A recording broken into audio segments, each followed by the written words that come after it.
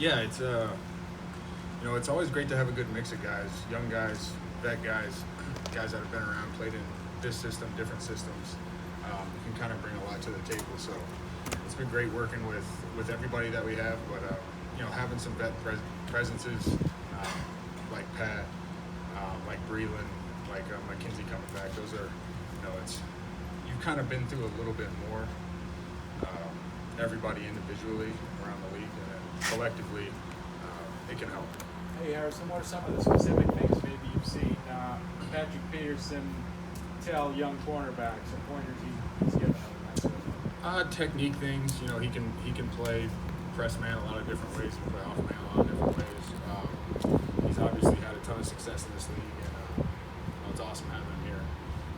So he's not only a great player, but he's a great tool for those young guys as well.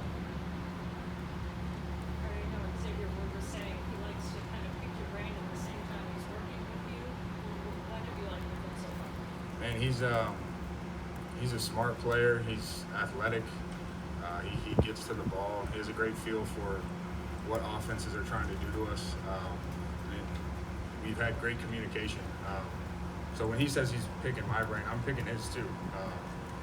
I can learn plenty from him and the success he's had in this league, and it's been pretty good so far. We obviously have a lot of work to do, but anytime you got safeties back there that are communicating well and kind of on a string together, it really makes the defense operate a lot more smoothly. What did you guys miss the most with Barr being gone for so much of last season? A lot. It's not just his play. He's the guy who calls the huddle. Who, when things are scrambling around him, oftentimes the voice of reason. He can rush, he can cover, he can do all those things. There's not a lot of big bodies like that can move and cover like he does. So all of those things, plus just his presence, his leadership, his communication ability, his ability to get the defense all on the same page, because those things are just going to happen naturally, no matter how prepared you are and how ready you are for each game. Sometimes you're going to have some plays here and there where you're going to have to figure it out, and he's one of the best at that.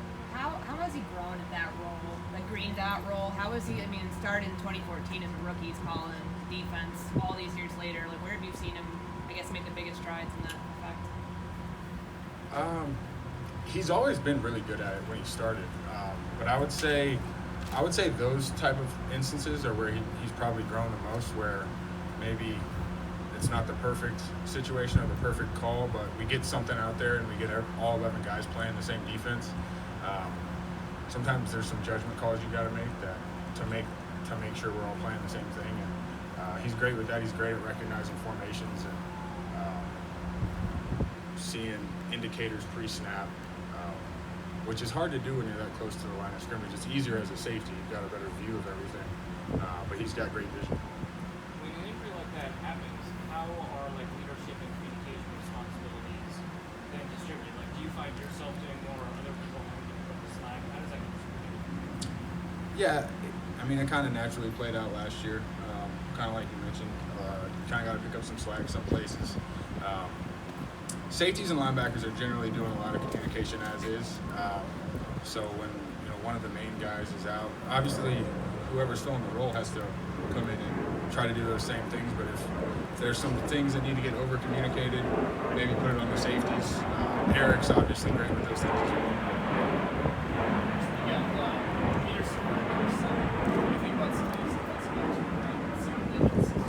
Yeah, I like it. It's obviously new to the NFL, but I think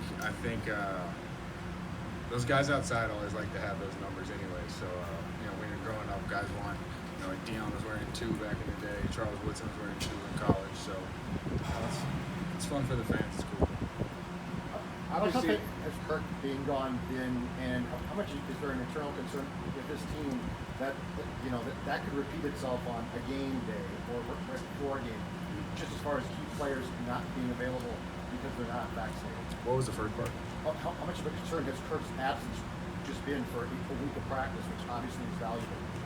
Yeah, it's unfortunate. I know he's following all the protocols, so it's unfortunate that it happened, but got to keep practicing, and like we were talking about, pick up slack where you need to get the reps in.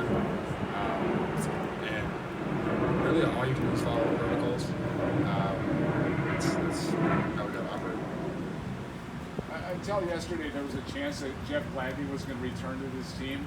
Now that he's officially off, how do you react in the locker room? You guys went through him pretty well last year.